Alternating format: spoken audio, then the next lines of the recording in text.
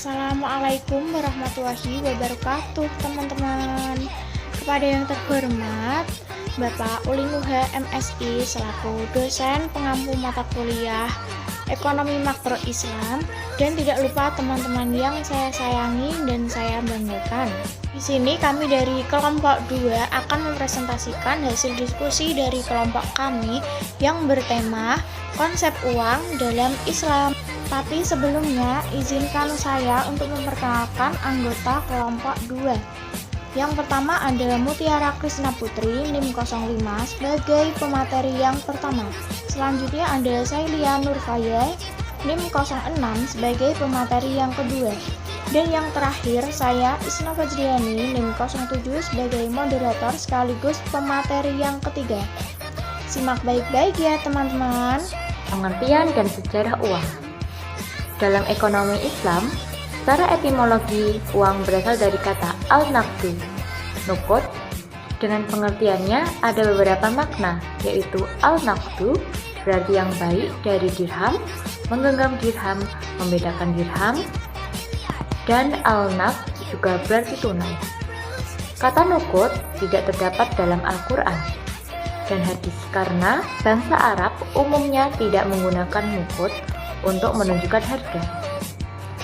Mereka menggunakan kata dinar untuk menunjukkan mata uang yang terbuat dari emas dan kata dirham untuk menunjukkan alat tukar yang terbuat dari perak.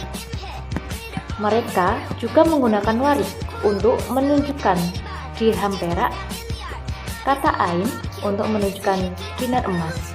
Sementara itu, kata fulus atau cuan tembaga adalah alat tukar tambahan yang digunakan untuk membeli barang murah.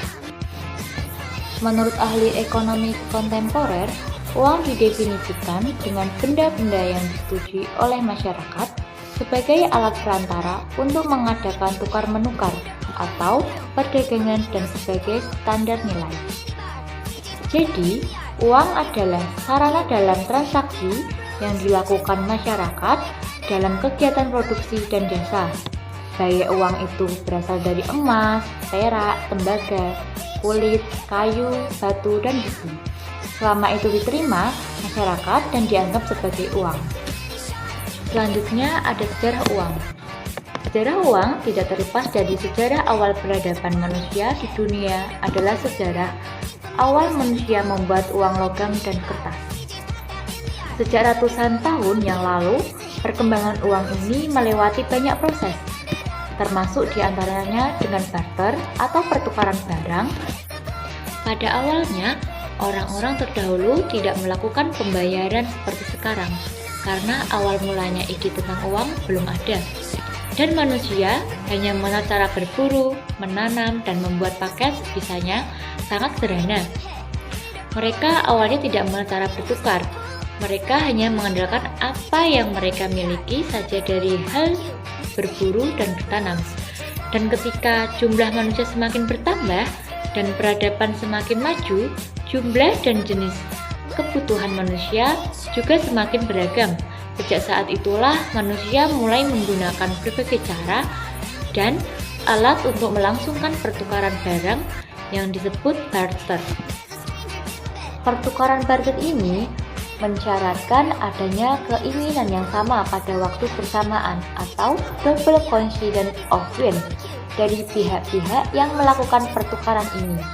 Namun, semakin beragam dan kompleks kebutuhan manusia, semakin sulit menciptakan situasi double coincidence of wind. Misalnya, pada suatu ketika seorang yang memiliki beras membutuhkan garam, namun saat yang bersamaan, pemilik garam sedang tidak membutuhkan beras, melainkan membutuhkan daging. Sehingga, cara terjadinya barter antara beras dengan garam tidak terpenuhi. Keadaan demikian tentunya akan mempersulit muamalah antar manusia. Itulah sebabnya diperlukan suatu alat tukar yang dapat diterima oleh semua pihak. Alat tukar demikian kemudian disebut dengan uang. Nasution 2006. Selanjutnya adalah kriteria dan fungsi uang. Kriteria uang terbagi menjadi 8. Yang pertama, nilainya tidak mengalami perubahan dari waktu ke waktu. Yang kedua, tahan lama. Yang ketiga, bendanya mempunyai mutu yang sama. Yang keempat, mudah dibawa kemana-mana. Yang kelima, mudah disimpan dan tidak mengurangi nilainya. Yang keenam, jumlahnya terbatas atau tidak berlebih-lebihan. Yang ketujuh, dicetak dan disahkan penggunaannya oleh otoritas moneter atau pemerintah. Dan yang terakhir itu tidak mudah dipalsukan. Fungsi uang itu terbagi menjadi 3. Yang pertama itu sebagai alat tukar menukar atau medium of change. Fungsi uang sebagai alat tukar menukar didasarkan pada kebutuhan manusia yang mempunyai barang maupun yang tidak mempunyai barang, di mana uang adalah sebagai perantara di antara mereka. Dengan uang tersebut, seseorang bisa memiliki atau mempunyai barang. Jadi, dengan demikian, uang dapat mempermudah pertukaran. Fungsi uang yang kedua itu adalah satuan hitung atau unit of account. Yang dimaksud dengan satuan hitung adalah uang sebagai alat yang digunakan untuk menunjukkan nilai barang ataupun jasa yang diperjualbelikan di pasar dan besar kekayaannya yang bisa dihitung berdasarkan penentuan harga dari barang tersebut. Yang ketiga, penimbun kekayaan. Fungsi uang sebagai penimbun kekayaan akan bisa mempengaruhi jumlah uang kas yang ada di masyarakat.